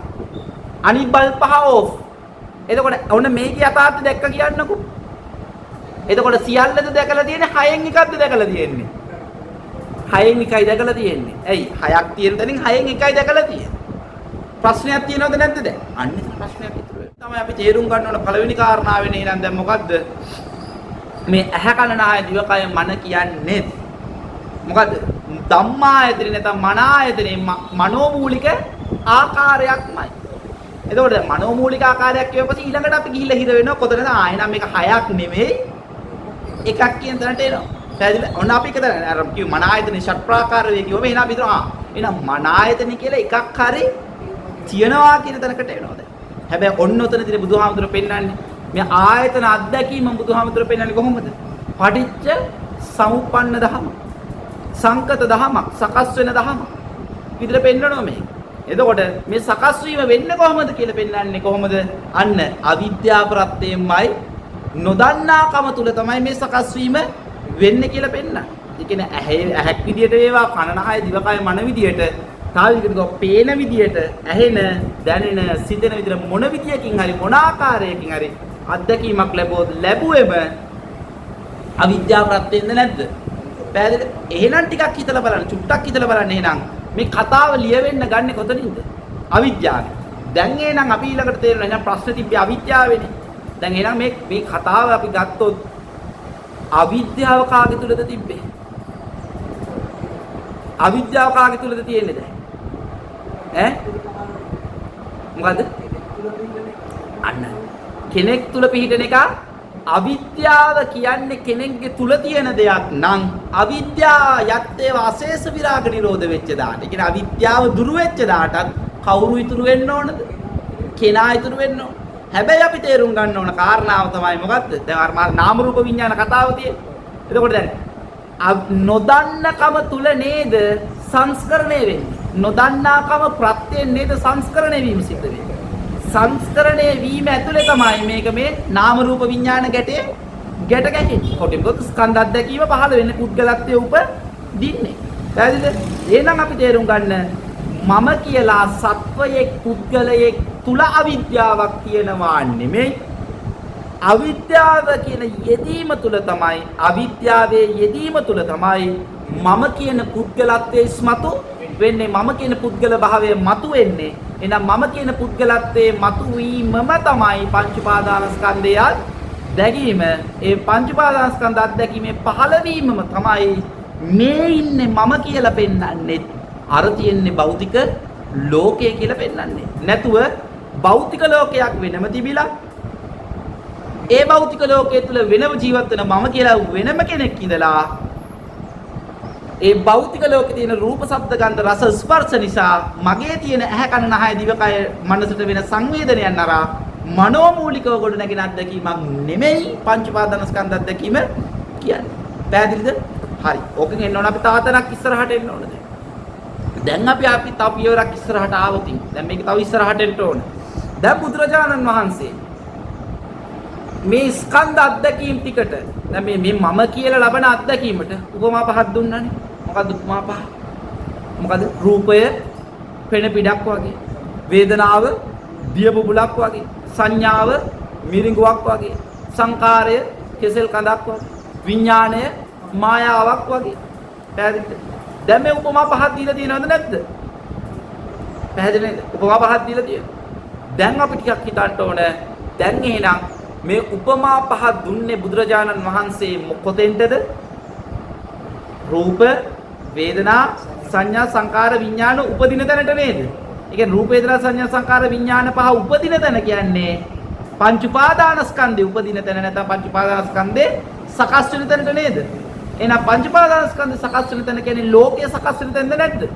ලෝකයේ සකස් වෙන තැන කියලා කියන්නේ මම උපදින තැනටද නැද්ද? එහෙනම් අපි තේරුම් ගන්න ඕන මම උපදින තැනට භාග්‍යවතුන් වහන්සේ උපමා පහක් දුන්නා නේද? මොකද්ද උපමා පහයි කියන්නේ? පෙන පිඩා, දිය බුබුලා, මිරිඟුවක්, කෙසෙල් කඳා, මායාවක් කියලා. දැන් අපි තේරුම් ගන්න ඕන මෙහෙම එකක්. දැන් හිතන්න මේ. දැන් බුදුරජාණන් වහන්සේ කියන රූපය පෙන පිඩා බඳුයි. සංඥාව මිරිඟුවක් බඳුයි. සංකාරය කෙසෙල් කඳක් බඳුයි. විඥාණය මායාවක් බඳුයි කියලා අපිට උපමාව දෙනවද නැද්ද දැන්? දැන් අපේ බොහෝ දෙනෙක් කරන්නේ මොකද්ද? රූපේ පෙන පිටක් වගේ නේ ඇති වෙනවා නැති වෙනවා ඇති වෙනවා නැති වෙනවා ඇති වෙනවා නැති වෙනවා. කොහොමද නැද්ද අපි බලන්න හුරුනේ? මේක තමයි මිනිස්සු වෙලා තින්නේ උපමාවක් දුන්නා ඕකේ පදින් කියලා නේ කතා. දැන් මං අහන්නේ මහත්මයලට කොහොමද ඔක තේරිලා තියෙන්නේ? මොකක්ද මේ දීලා තියෙන්නේ? මේ උපමාවේ මොකද්ද බුදුහාමුදුරුවෝ දෙන්න හදලා තියෙන අර්ථකථනය? ඒ කියන්නේ උපමාව බල බල ගිහිල්ලා රූපය පෙන පිටක් කියලා තේරෙන එකක්ද වෙන්නේ? දැන් බුදුහාමුදුරුවෝ රූපේ පෙන පිටක් වගේ උඹලා පෙන පිටක් විදිහට රූපේ දිහා බල බල ඉඳපල්ලා.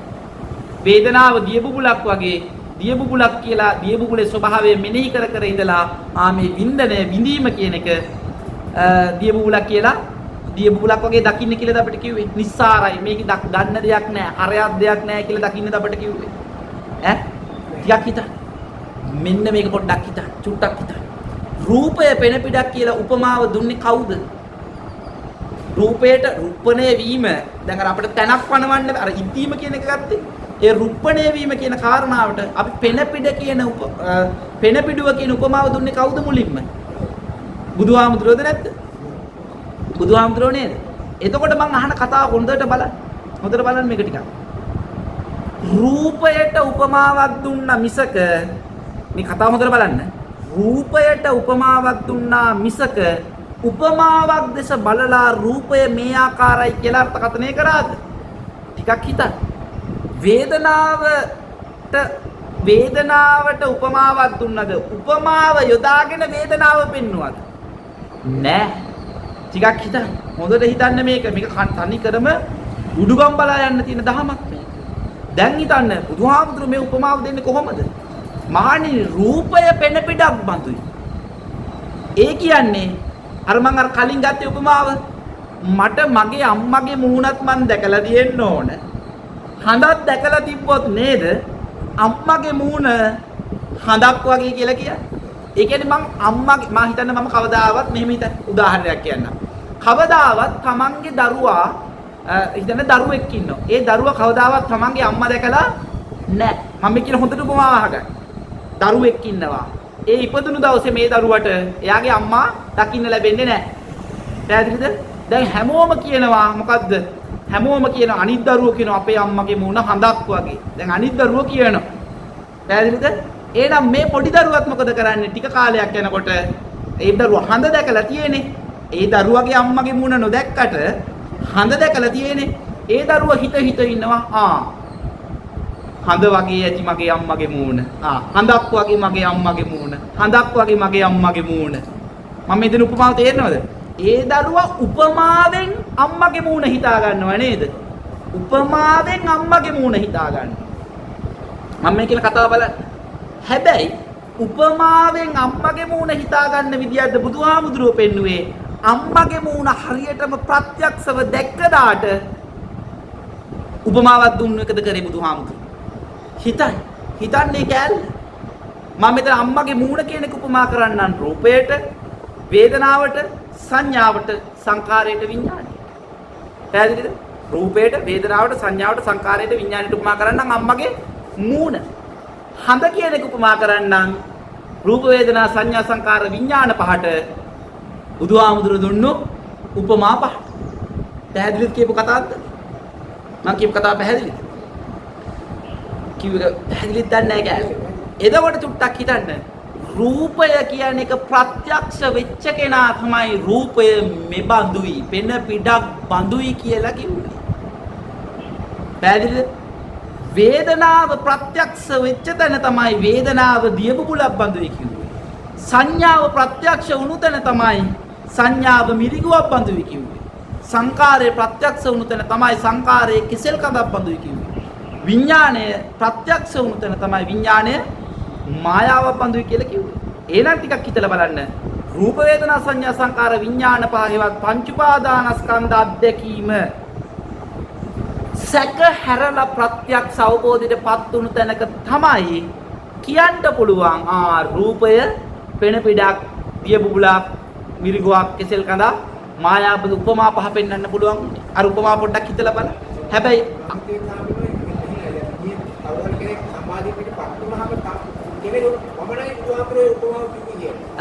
බුදුහාමුදුරේ සමාධිය පිටපත් නොවෙච්ච කෙනෙකුට මේ උපමාව ගන්න කියලා බුදුහාමුදුරේ කිව්වා කියලා මම විශ්වාස කරන්නේ නැහැ. ඒ මට හිතෙනවා සමාධියට පත්‍ච්ච විඥාන සමාධියට ප්‍රත්‍යක්ෂ කරගන්න අර උපමාව ප්‍රයෝජනවත් වෙනවා කියලා.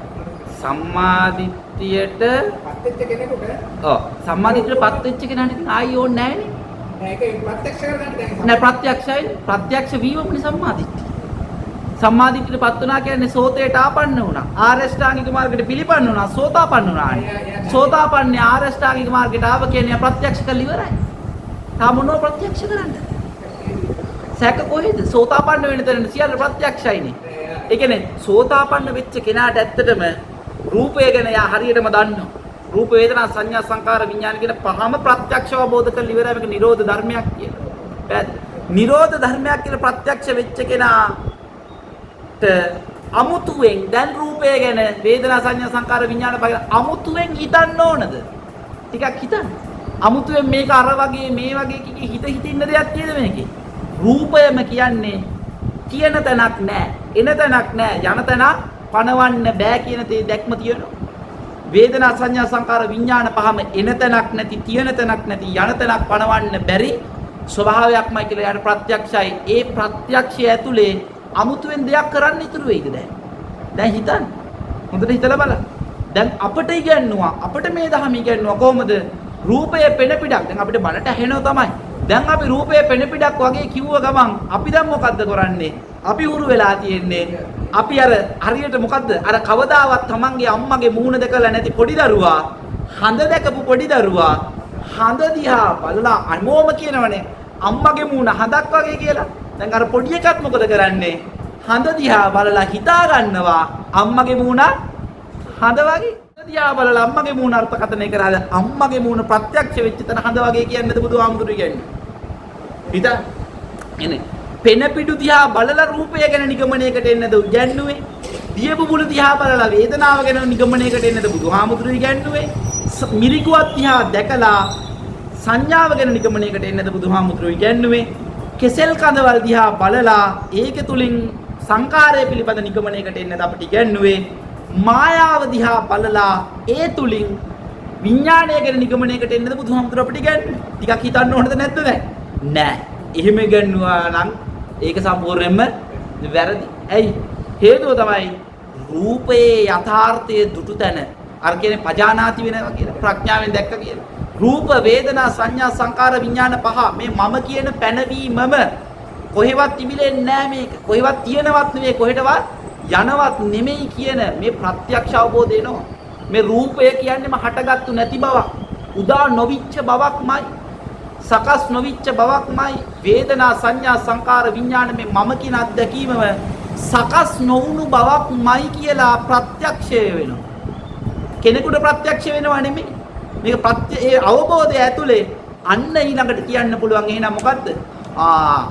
මේ මම කියලා ලබන අත්දැකීම හරියට පෙන පිටක් වගේ. දැන් මේ අත්දැකීමේම තියෙන සකස් නොවිච්ච බව, හට නොගත්තු බව ප්‍රත්‍යක්ෂ වෙච්ච තැන ඒ නුවණ තියෙන කෙනා තමයි කියන්නේ මොකද්ද? මේ මම බවට ලබන අත්දැකීමම මොකක් කියලාද? පෙන පිටක් වගේ, දිය බුබුලක් වගේ, කෙසෙල් කඳක් වගේ, මායාවක් වගේ කියලා උපමාව දෙනවා. මම උදාහරණයක් කියන්නම්. දැන් හිතන්න මෙහෙම. මම මේ කියනක හොඳට අදදාන ගන්න. මොකද බුදුහාමුදුරුවෝ දෙන උපමාවලින් අපි යන්කෝ. අපේ උපමාවලට යන්නේ නැතුව. හරි. දැන් ඔන්න මෙතන පෙන පිටක් තියෙයි කියලා හිතමු. මෙන්න මෙතන පෙන පිටක් තියෙනවා. දැන් මම ප්‍රශ්නයක් අහන්න. කොතනද පෙන පිට තියෙන්නේ? කියනනේ කමන්නේ. තමන් හරියට ඔන්න පෙන පිටක් තියෙනවනේ මෙහෙම. ඔන්න පෙන පිටක් තියෙනවා මෙතන. අපි කියනවා මෙතන පෙන පිටක් තියෙයි කියලා කියනව නේද? මම ප්‍රශ්නයක් අහන්නද? තැනක තිබිලා පෙන පිටක් මතු වුණාද? තැනක් තිබිලා ඒ කියන්නේ කලින් ඉඳලම යම් තැනක් තිබුණා. ඒ තැනින් පෙන පිටක් මතු වුණාද? පෙන පිට කියන සකස් වීම තුල පෙන පිටට තැනක් කුරුම වුණාද? කිව්ව කතාව තේරුණාද නැහැ. පැහැදිලි නේද? ඒ කියන්නේ මෙතන මේ සිටිය කියලා හිතන්න. මේසේ ඇතුලෙන් පෙන පිඩු මතු වුණාද? පෙන පිට මතු වෙනකොට ස්ථානේ පැනෙව්වද? පෙන පිට මතු වෙනකොට නේද ස්ථානේ පැන වෙන්නේ. කතාව පැහැදිලිද? එතකොට අනිත් පැත්තට හිතන්න. දැන් හිත මේ ඩෙස් එක ඇතුලෙන් දිය බුබුලු ආවද? දිය බුබුලේ මතුවීම තුල දිය බුබුලට ස්ථානයක් අයිති වුණාද? එහෙනම් අපි හිතන්න චුට්ටක් හිතන්න පොඩ්ඩක් හිතන්න. එහෙනම් පොඩ්ඩක් හිතලා බලන්න. හොඳට බලන්න. පෙන පිට දිය බුබුල ඔය හැම උපමා පහම ගත්තොත් දැන් මොකද සංඥාවට දෙන්නේ මොකද්ද? මිරිඟුව. මිරිඟුවේ වතුර තියනවද නැද්ද? මිරිඟුවේ වතුර තියනවද නැද්ද? මිරිඟුවේ වතුර තියනවා කියන තැනට හරි නෑ කියන තැනට හරි යන්න නම් අපි මිරිඟුව කියන එක ඇත්ත කරගන්න ඕනද නැද්ද? බැලුවද? ඇත්තටම මිරිඟුව තියනවද නැද්ද? තියනවා වගේ පෙන්නනවද? විද්‍යාමාන වීමක් නේද වෙන්නේ? එතකොට මේ විද්‍යාමාන වීම තැනක වෙනවද? විද්‍යාමාන වෙනකොට තැනක් පැන වෙනවද? විද්‍යාමාන වීම තුල නේද තැන පැනවීම සිද්ධ වෙන්නේ. මිසක යම් තැනක මිරිඟුවක් හටගත්තා නෙමෙයි කියන එක පැහැදිලි නේද? අනිත් පැත්තට උපමා පහම ගන්න. කෙසෙල් කඳේ අරටු තියනවද නැද්ද? කෙසෙල් කඳේ අරටුවක් තියනවද නැද්ද? කෙසෙල් කඳේ අර පතුරු වල ඒ සැකසුමනේ සංකාරයටනේ කෙසෙල් කඳ අර පතුරු වල සැකසුම තුල අරටුවක් ඇති බවට විද්‍යාමාන කරන දෘಢ බවක් දැඩි බවක් පුෂ්ටිමත් බවක් විද්‍යාමාන කරන අන්න රැවටීම ඇතුලේ හිතා ගන්නවා මේකේ අරටුවක් තියෙනවා. හැබැයි අරටුවක් තියෙනවා කියන නිගමනේ නම් කෙනෙක් කෙහෙල් ගහ පතුරු ගැහුවොත් අන්තිමට එනව නිගමනයක් කෙහෙල් ගහේ අරටු නෑ. ඇත කියන්නේ කාන්තයක් නැත කියන්නේ අනික්කාන්තය අන්ත දෙකට වැටෙනවද නැද්ද? හැබැයි ප්‍රඥාවන්තයා දන්නවා අරටුවක් නැති වෙන්නවත් ඇති වෙන්නවත් ඇත්තටම යථාර්ථය තුල කෙසෙල් කඳේ ඒ සැකසුමේ අරටුවක් සත්‍ය වශයෙන් පැවතිලාම නෑ කියන එක දන්නවා. පැහැදිලිද? ඊට පස්සේ විඥානය පෙන්වන්නේ මොකක් විදියටද? මායාව. මායාව කියන වචනේම තේරුම මොකද්ද? කොහේවත් නැති මමයේ යාවෙන. මේ අත්දැකීමට කොහේවත් නැති මමයේ යාවෙන. මම යාවීමමයි මා යා. එහෙනම් අපි තේරුම් ගන්න ඕන කාරණාව තමයි මෙන්න මේච්චරයි. ඒක හරි සංක්ෂිප්ත කරොත් මම කියන එක තැනක ඉන්නවද? මම කියන මනෝභාවය යම් තැනකින් මතුවෙනවද? මේ මෙතනින් මතුවෙනවද? දැන් හිතන්න අර උපමාවේ. අර මම කිව්වේ පෙන පිට ඩෙස් එක ඇතුලෙන් පෙන පිට මතු වුණාද? පෙන පිට කියන සකස් වීම තුල තැන පැන වුණාද? මාර මේ තැනක් අපට ඔක හරි දෘෂ්ටියක් අපිට තියෙනවා. මේ භෞතික ලෝකයේ මේ විදියටම තියෙනවා. මේ භෞතිකව අල්ලන්න පුළුවන් ද්‍රව්‍ය වස්තු පුද්ගලය සත්තු මේකේ ඉන්නවා. ඒ ලෝකේ ඉන්න තවත් එක සත්වයක් තමයි මම. ඒ කියන්නේ එතනත් ඇත්තටම තියෙනවා මෙතන කියලා තැනකුත් ඇත්තටම තියෙනවා. එතන නිසා මෙතෙන්ට වෙන සංවේදනය හරහා මනෝමූලිකවත් දැකීම් ගොඩනගෙනවා කියලා තමයි අපි හිතන්නේ. හැබැයි හිතන්න එතන වේවා මෙතන වේවා තැනක්ද නැද්ද? තැනක් තුලින් අත්දැකීමක් පහළ වුණාද? අත්දැකීමේ සකස් වීමට රැවටෙනකොට මොකද? තැනක් පහළ වුණා. දැන් හිතන්න. එහෙනම් මම කියලා සත්වයේ පුද්ගලයේ තුල ක්‍රියාවලියක් සිද්ධ වුණාද? එහෙම නැත්නම් මේ මම කියලා ගොඩනගෙන අත්දැකීමේ යථාර්ථය දැක ගන්න බැරිකම තුල මම කියලා කෙනෙක් ඉන්නා භවකට යනවද? ටිකක් හිතලා බලන්න. එහෙනම් අපි හිතන්න මේ වෙලේ හුස්ම ගන්නෙ කවුද? මේ වෙලේ බණ අහන්නේ කවුද? රූප බලන්නේ කවුද? ශබ්ද අහන්නේ කවුද? ශබ්ද අහන්න ශබ්ද බාහිර තියෙනවද? බාහිරය අභ්‍යන්තරය කියලා නිත්‍යව දෙකක් තියෙනවද? හිතන්න. ඕක තවත් පැහැදිලි වෙනවා මේ කතාව සංක්ෂිප්ත කරොත්. බුදුහාමුදුරුවෝ පංච උපාදානස්කන්ධය අර්ථකථනය කරන කී ආකාරයකටද? 11 ආකාරයකට. අහලා තියෙනව නේද? මොකක්ද 11 ආකාරය? රූපය පෙන්නනවා ආධ්‍යාත්මික බාහිර, ඕලාරික සුකුම, දුර ළඟ, කීන පණීත ওই විදිහේ 11 ආකාරයකට පෙන්නනවා. රූප වේදනා සංඥා සංකාර විඥාන පහටම භාග්‍යවතුන් වහන්සේ මෙන්න මේ පහ මේ 11 ආකාරය පෙන්වලා තියෙනවා. එතකොට 55 ආකාරයයි. රූපය 11 ආකාරයයි, වේදනාව 11 ආකාරයයි. අපි හිතන් ඉන්නවා නිට්ටයව ආධ්‍යාත්මයක් තියෙනවා, නිට්ටයව බාහිරයක් තියෙනවා. නිට්ටයව අතීතයක් තියෙනවා. නිට්ටයව පසු වෙච්ච අතීතයක් තියෙනවා. නිට්ටයව ගත කරන වර්තමානයක් තියෙනවා. නිට්ටයව ළඟා වෙන්න තියෙන අනාගතයක් තියෙනවා කියන මට්ටමකින් තමයි අපි මේ ධහම ගලපන් තියෙන්නේ. හැබැයි බුදුහාමුදුරුවෝ පෙන්වන්නේ රූපය ඇතිදන තමයි අර 11 ආකාරය. එහෙනම් මං අහන ප්‍රශ්නය තනක් වේවා කෙනෙක් වේවා පුද්ගලයෙක් වේවා යථාර්ථය තුල සත්‍ය වශයෙන්ම සිටියද? පැනවීම කොතනද උනේ? පැනවීම කොතනකවත් උනා නෙවෙයි. පැනවීමේ යථාර්ථයේ නොදැකීම තුල තැනක් පැන වුණා. එහෙනම් තැනක් කියා දැන් මං අහන හිටගෙන ඉන්නේ කොතනද? වාඩි වෙලා ඉන්නේ කොතනද? හිතන් හුස්ම ගන්නෙ කොතනද? හුස්ම ගන්නෙ කවුද? බණ අහන්නේ කවුද? බණ කියන්නේ කවුද? බණ අහන කෙනා කොතනද ඉන්නේ? බණ කියන කෙනා කොතනද ඉන්නේ? දැන් අහන්න මෙහෙම තමන්ගෙන් අහන්න. මෙන්න මේ මායාව තමයි මේ මම විදියට පේන්නේ. මායාවම තමයි මම නොවන බණ කියන සීල රක්කිත හාමුදුරුවෝ විදියට පෙනී ඉන්නේ. එහෙනම් යථාර්ථය තුල ඇත්තටම මේ පැනවීම තැනකින් පණවන්න බෑ කියලා දැකපු කෙනාට තේරෙනවා එහෙනම් යථාර්ථයේ මෙහෙම සිද්ධියක් වෙන්නේ වෙලා නෑ මේක. ඇත්තටම මෙහෙම ඇහුවොත් මිරිඟුවේ වතුර හෙල්ලෙනවද? මිරිඟුවේ වතුර හෙල්ලෙනවද? මිරිඟුවේ වතුර හෙල්ලෙනවද? දැකලා නැද්ද වාහනේ යනකොට මිරිඟුවේ වතුර හෙල්ලෙනවද? දැකලා නැද්ද ඉස්සරහින් යන වාහනේ හෙවණැල්ලත් මිරිඟුවේ වැටලා තියෙනවා. එහෙනම් ඇත්තටම මිරිඟුවේ වතුර තියෙනවද? එහෙනම් මිරිඟුවේ වතුර නැද්ද? ප්‍රශ්නයක් එනවද නැද්ද දැන්? ප්‍රශ්නයක් නෑ. එහෙනම් අපි දකින්න මේ අත්දකින්න ස්වභාවයමයි මිරිඟුව. ආයි මේක 아무තු දෙයක් නෑ. දැන් මේ භෞතිකව අල්ලන්න පුළුවන් කියලා දැනෙන බවම මිරිඟුව. මේ භෞතිකව මට මම ඉන්නවා මම නොවන තව කෙනෙක් ඉන්නවා කියලා මේ අත්දකින්න ස්වභාවයම තමයි මායාව. අලුත් දෙයක් නැහැ. එහෙනම් අපි තේරුම් ගන්නට ඇයි එහෙනම් මේ මම කියන එකෙක් මෙච්චර දේවල් කියන්නේ සිතන්නේ? අන්න හිතන්නේ. සුට්ටක් කල්පනා කරන්න. ඔන්න ඔතනදි තමයි මේ ධහමේ ලස්සන තැනක් උපදිනවා.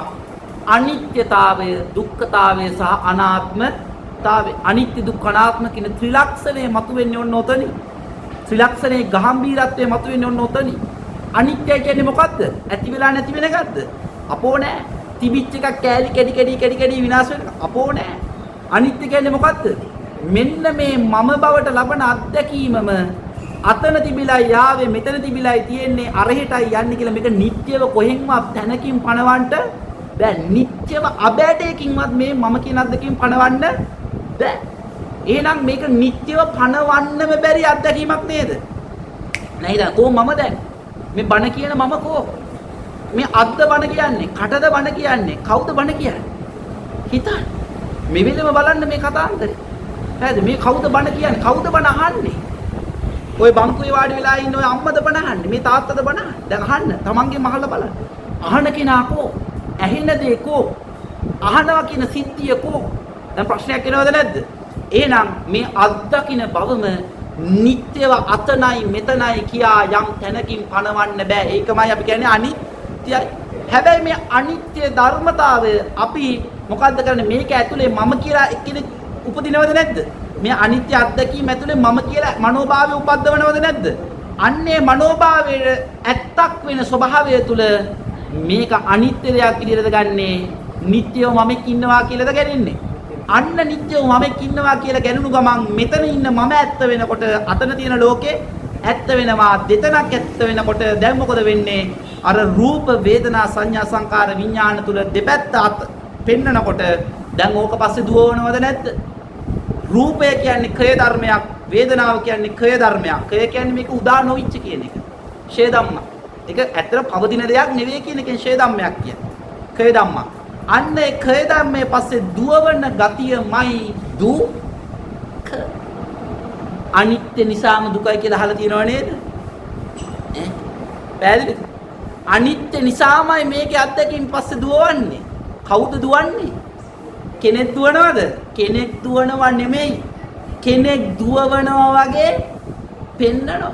කෙනෙක් දුවවනවා වගේ පෙන්නනවා මේකේ. එහෙනම් කෙනෙක් රූපය වේදනා සංඥා සංකාර විඥාන පස්සේ දිව්වා නෙමෙයි. කෙනෙක් රූප ශබ්ද ගන්ධ රස ස්පර්ශ පස්සේ දිව්වා නෙමෙයි. එහෙනම් මේක ඇත්තටම පුද්ගලත්වයක් තුල ක්‍රියාත්මක වෙන සිද්ධියක්ද?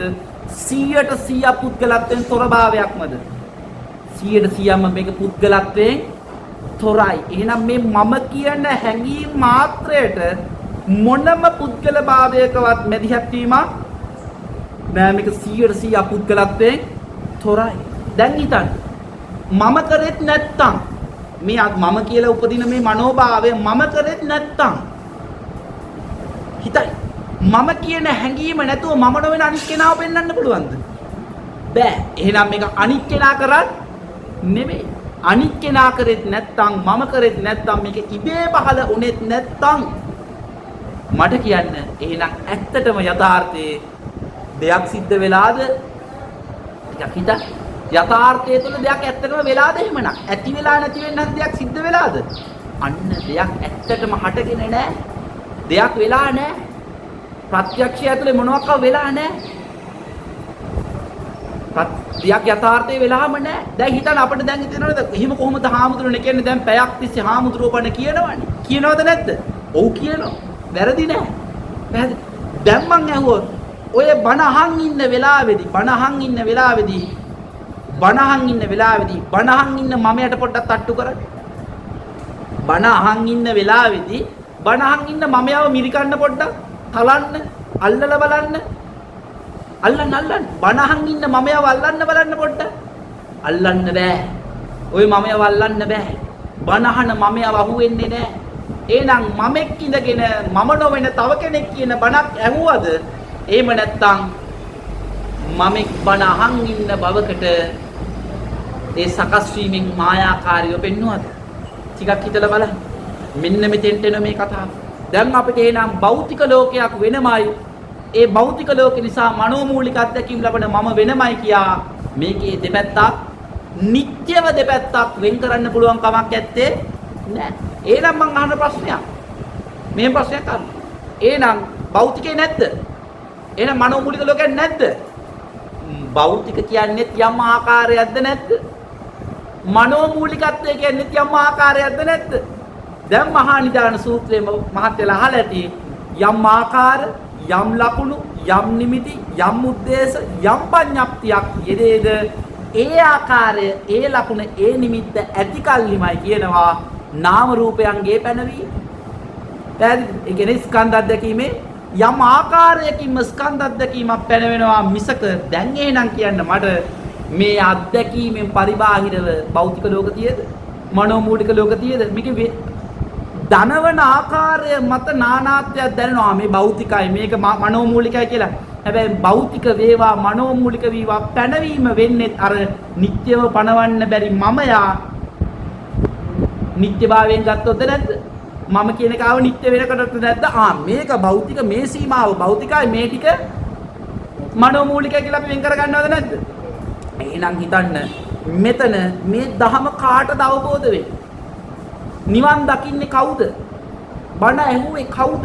බණ කිව්වේ කවුද? ටිකක් හිතන්න. අර මම කියන එක පුද්ගලත්වයේ නිත්‍යභාවයට නොයන තැනක බණ අහන්නේ බණ කියන්නේ බණ ඇසීමක් කියන සිද්ධියක්වත් අවමය රූපය මෙයයි වේදනාව මෙයයි සංඥා සංකාර විඥානය මෙයයි කියලාවත් පණවන්න පුළුවන්ද? දැන් හිතන්න. දැන් හොඳට හිතන්න. ඔන්න ඔතන තමයි තේරෙන්න ඕන අපිට තේරුම් පෙරුම් කරගන්න ඕන කතාන්දරේ පැනනගින්නේ. බුදුහාමුදුරුවෝ පෙන්නනනේ ඇහැ කන නහය දිවකය මන කොහොමද පෙන්නන්නේ? අනිදස්සනයි සප්පටිගයි අත්ථ භාව පරියාපන්නයි ධම්මායතන පරියාපන්නයි සංකත වූද පටිච්ච සමුප්පන්න වූද නිරෝධ ධම්මයක් වූද විරාග ධම්මයක් වූද ධර්මතාවයක් විදිහට පෙන්නනවා. දැන් හිතන්න චුට්ටක් හිතලා බලන්න. දැන් හොඳට හිතලා බලන්න. එහෙනම් මේ අවබෝධයපත් වෙච්ච කෙනා දන්නවා ඇහැ විදිහට ලැබුවෙත් මොකද්ද? යම් ආකාරයක්මද නැද්ද? කන කියන්නේත් යම් ආකාරයක්මද නැද්ද? අර කිව්වේ ධම්මායතන පරියාපන්නය. ධම්මායතනයේ පරියායක්. පරියායවල දන්නවනේ එක එක පරියායවල කියලා අපි අහලා තියෙනවා. සචිත්ත පරියෝදපන ඔය වචන අහලා තියෙනව නේද? සියලු බුදුවරුන්ගේ අනුශාසනා. මොකද්ද කියන්නේ? සබ්බ පාපස්ස අකරණං කුසලස්ස උපසම්පදා සචිත්ත පරියෝදපනං ඒතම් බුද්ධාන ශාසන බුද්ධවරු අනකරනවා ස්වචිත්ත පරියෝදපනං කරගන්න. ස්වචිත්තය කියන්නේ මොකාගේ චිත්තයද? ස්ව කියන්නේ මොකාද? තමා. ස්ව කියන්නේ කවුද? තමා. තමා බවට සකස් වෙන චිත්තය මොන පරියායෙන් ආවත් ඒක දපණි දාගන්න කියලා තමයි බුදුවරු අණ කරේ. පැහැදිලිද? ඒ කතාව පැහැදිලිද? ස්ව චිත්ත පරියෝ දපන. ස්ව කියන්නේ තමා. මොකද ස්ව චිත්තේ මේ තමා බවට ගොඩ නැගින චිත්තය හේවත් මේ නාම රූප විඥාන අත්දැකීම පේනවා කියන පරියායෙන් එනවා. ඇහෙනවා කියන පරියායෙන් එනවා. දැනෙනවා කියන පරියායෙන් එනවා. සිතනවා කියන පරියායෙන් එනවා. හැබැයි මේ මොන පරියායෙන් ආවත් සම්මාදිට්ඨිය ප්‍රඥාවටපත් වෙච්ච කෙනා දන්නවා මොකද්ද? ඇත්තටම මේ අත්දැකීම යම් තැනක ගොඩ නැගුණා හෝ කෙනෙක්ගේ තුල ගොඩ නැගුණා නොවේ කියන එක ප්‍රත්‍යක්ෂයි. ප්‍රත්‍යක්ෂ වෙච්ච තැනක දැන් මං අහනවා භෞතික ලෝකය කියලා මනෝමූලික ලෝකය කියා වෙන් කරන්න සීමාවක් ඉතුරු වෙනවද? ටිකක් කල්පනා කරලා බලන්න. මේ දහම සියුම් වෙන්නේ ඔන්න ඔතනින්. මම මේ සාරාංශයක් මේ මහත්මයාලට කිව්වේ. මේ කතාව මීට වඩා තවත් සියුම් වෙන මේ කතාව.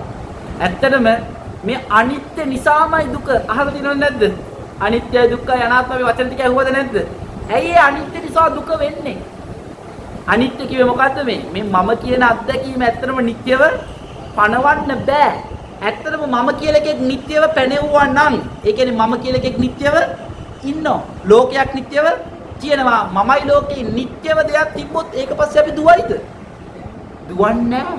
එහෙනම් මේ දුවවන්නේම මේක නිට්ටයව පවතින්නේ නැති නිසාමයි. නිට්ටයව පණවන්න බැරි ධර්මතාවය නිසාමයි අර දුක්ඛ කියේ මොකද? කය ධර්මයන් පසුපස දුවවනවා කියන අර්ථේ. දැන් එහෙනම් මෙන්න දැන් බලන්න. දැන් මේ ඊළඟ බණපදේ අහන්න උවමනාව අපිට තියෙද නැද්ද දැන්? ඕකම තමයි ඔනා විද්‍යාව. අනුපුත්‍යලත්තේ. ඇයි? අහගන්න දෙයක් තියෙනවා. අහන්න කෙනෙක් ඉන්නවා. අහගෙන මට තව තත්යකටපත් වෙන්න තියෙනවා කියන තැන හිර වෙලා ඉන්නවා. අන්න ඔතන එහෙනම් මේ ධර්ම ශ්‍රවණය කිරීම ඇතුලේ මම හැමදාම කියන කතාවක් මම කියන බුදුවරු කවදාවත් බුදුබණ දේශනා කරලා නැහැ. මම කියන්නේ බුදුවරු දේශනා කරේ වැඩි බණ. මම කියන්නේ වගේ එකක්. මේකදී ප්‍රශ්නයක් හැමෝටම බුදුවරු මම කියනවා බුදුබණ කිව්වේ නෑ බුදුවරු දේශනා කරේ වැඩි බණ. ඇයි මොකද්ද මම කිව්වේ? කාටද තේරෙන්නේ මම කියපු කතාව? ඇයි මම එහෙම කිව්වේ? බුදුවරු බුදුබණ කියන්නේ නෑ බුදුවරු දේශනා කරන්නේ වැඩි බණ. ඇයි මහත්මයා මම එහෙම කිව්වේ? හිතා ගන්න පුළුවන්ද? හිතන්න මේ අපි විවාහාරදී කියනෝනේ මේ මචං මේ වැඩි බණ නොකිය ඵලයන් බං යන්න කියනවද නැද්ද? වැඩි බණ නොකිය ඵලයන් බං යන්න කොයි වගේ වෙලාවටද අපි ඔය කතාව කියන්නේ?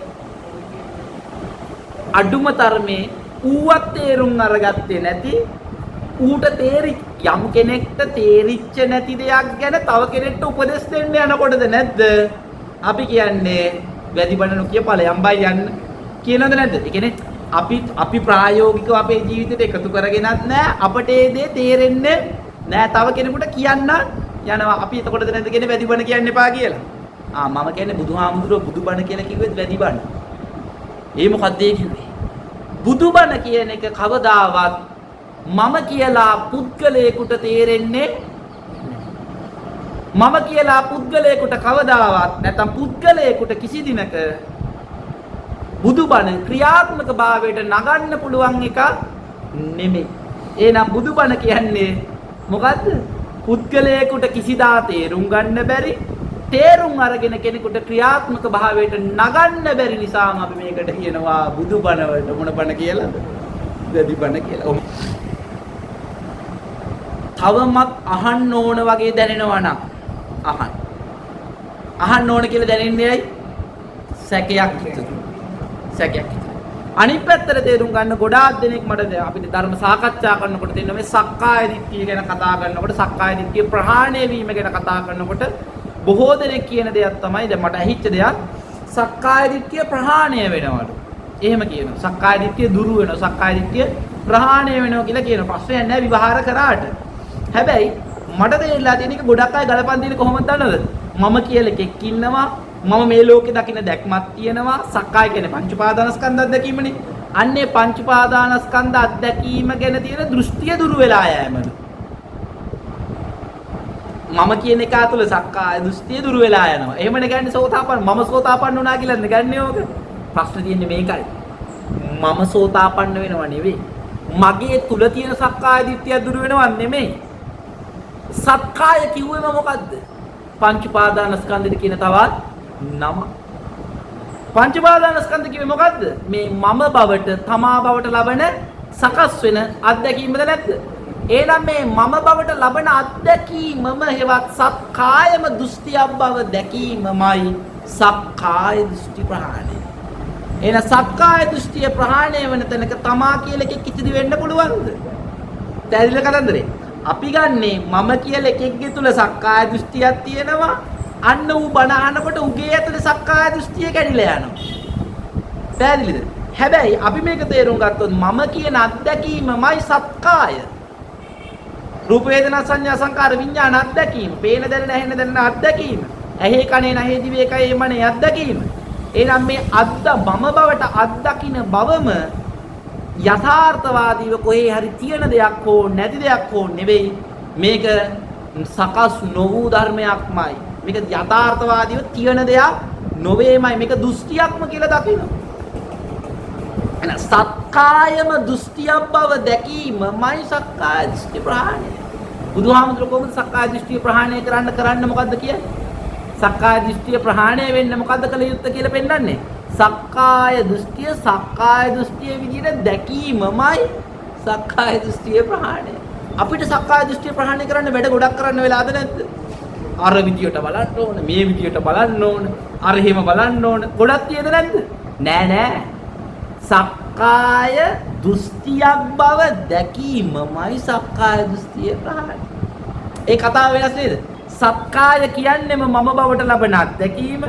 එහෙනම් මේ මම බවට, මම ඉන්න බවට, ලෝකයක් පවතින බවට ලබන අත්දැකීමම දෘෂ්ටියක් කියලා දැකීමමයි අන්න මම කියන පුද්ගලත්වයේ ඉක්මවා මම ඉක්මෙව්වා. අන්න සෝතාපන්න අන්න ආරෂ්ඨාංගික මාර්ගයටපත් වෙන තැන. පැහැදිලිද මේ කියන කතාන්තරේ? එන්නේ කෙන්ට දහම සියුම් වෙනවා. තව ප්‍රශ්න තියෙනවා නම් අහන්න. මේක ඉතා සියුම් මහත්මයා. ඒකයි. මේක මොනම විදියකින්වත් ලඝු කරන්න බෑ. ඒකේ තරම් සියුම් දහමක් මේක.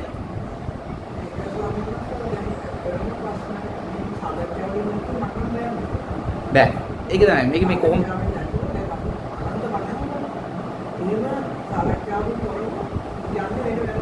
ඒ මේ කතාව ඉතා සියුම්. මේ කියන්නේ හොයන අයට තියෙන හොඳම සොලියුෂන් එක ලැබෙයි දවසක. හැබැයි යාළුවේ සොලියුෂන් එකේ හොයන අයට, මේ දහම හොයන අයට ඒකේ ප්‍රතිඵලය ලැබෙන්නේ සම්මුඛ වෙලා අහන වෙලාවක විතරයි. සාමුක්කාංශික දේශනාවන් නේද අහන්න කියන්නේ.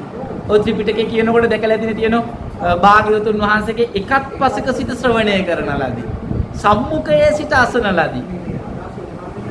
ඒ කියන්නේ මේ අදාළ පුද්ගල ස්වභාවයට අනුව ඒක ගැළපීලා කියවෙනවා, කියන්න බෑ කියවෙනවා මේක. එහෙම එකක් තියෙනවා. එහෙමම තමයි. හැබැයි ভাইබ්‍රේෂන් එකක් භෞතිකව තියෙනවා කියලා ගන්න එපා. දැන් මේ මම කියන අත්දැකීමම තමයි බණහන බවකට ගොඩ නැගෙන්නේ. ඒක තේරුම් ගන්න. නැත්නම් අපි ගන්නවා භෞතික ভাইබ්‍රේෂන් එකකින් අපිට ඒක ෆීල් වෙනවා වගේ එකක් ගන්නවට. ආයෙ ගන්නවා භෞතිකයේ තියෙනවා. භෞතිකයේ තියෙනවා මම වෙනම ඉන්නවා කියලා ගන්න. ශ්‍රවණය කරන්න. සම්මුඛ වෙලා සාකච්ඡා කරන්න, ශ්‍රවණය කරන්න මම දකින්නේ එච්චරයි. වෙන කිසිම සොලියුෂන් එකක් නැහැ. ඒක තමයි තියෙන කමිෂන් එක. ඉවරයි.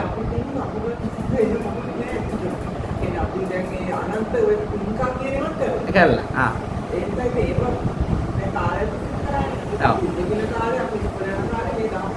තිබුණේ නැහැ. ඔව්. පරිශීලනය. ඔව්. එතනින් තමයි අපි මතුනේ. ආයි. මේක හරි සියුම් දහමක්. ඒ කියන්නේ හැමෝටම මම නම් හිතන්නේ නැහැ ඇහුව පළියට තේරෙනවා කියලා. මොලේ තිබුණා කියලා වැඩේ තේරෙන්නේ බෑ. මොලේ තියෙන එකමයි ප්‍රශ්නේ වෙන්නේ. මොලේ තාර්කිකයි. අපේ මොලෙන් කරන්නේ තර්ක ගොඩ නැගෙන එක. බුදුදහම අතක්කාවචරයි. තර්කයට අහු වෙන්නේ නැහැ. ඒකනේ ප්‍රශ්නේ තියෙන්නේ. බුදුදහම අතක්කාවචරයි. මොලෙන් කරන්නේ තර්ක කරන එක. එහෙනම් මොලේ තියෙන උන්ට ධර්ම අවබෝධ කරන්න බෑ. ඒ යතක්කාවචර දෙයක් තර්කාවචර දෙයක් කින් දකින්න බෑනේ. ඒකයි උමනාවයි මේ ඔක්කොම කිව්වේ මිනිස්සු බැලුවාම මේ උමනාව තියෙනවා නම් ඊ කරන්නත් බෑ මට හිතෙන්නේ දැන් මේක. අල්පයක් තියෙන්නේ ඔක්කොම ගැලපෙන්නේ අල්පයක් කට්ටිය විතර. ඒ හිතා තමයි ඒක වෙලා තියෙන්නේ. නියසිලට ගත් උපමාව දෙන්නෙත් ඒ නිසාම තමයි. අහනවා. මේක ගොඩක් අය අහනවා. අහන අයට කවදා හරි පිට ලැබෙනවා. බහුතරය අහන්නේ නැහනේ. නිකම් බණක්වත් අහන්නේ නැහැනේ බහුතරේ. දැන් ලංකාවේ ඇතුළේ විතරනේ මෙහෙම හරි ටිකක් හරි අනිත් රටවල් වල මිනිස්සු සත්‍යයක් හොයනවා. හැබැයි මේ මිනිස්සු ඒ දන්න භෞතිකත්වයෙන් දන්නේ ඔක්කොම ටී කරන්නේ. හරිද? හැබැයි මේ කතාවේ ගැඹුරුම තැන පියෝරක් තරම් හම්බ වෙන්නේ නම් මම දකින්නේ කොච්චර ඇහුවත් පොඩි සංඛ්‍යාවක්. අර නියසිලට ගත්ත ප්‍රමාණය තමයි ඇහුවේ. ඒගොල්ලෝට තමයි ඒකට පින තියෙන්නේ ඒක. අනිවාර්යයෙන්ම සත්‍ය දන් දීලා තියෙනවා.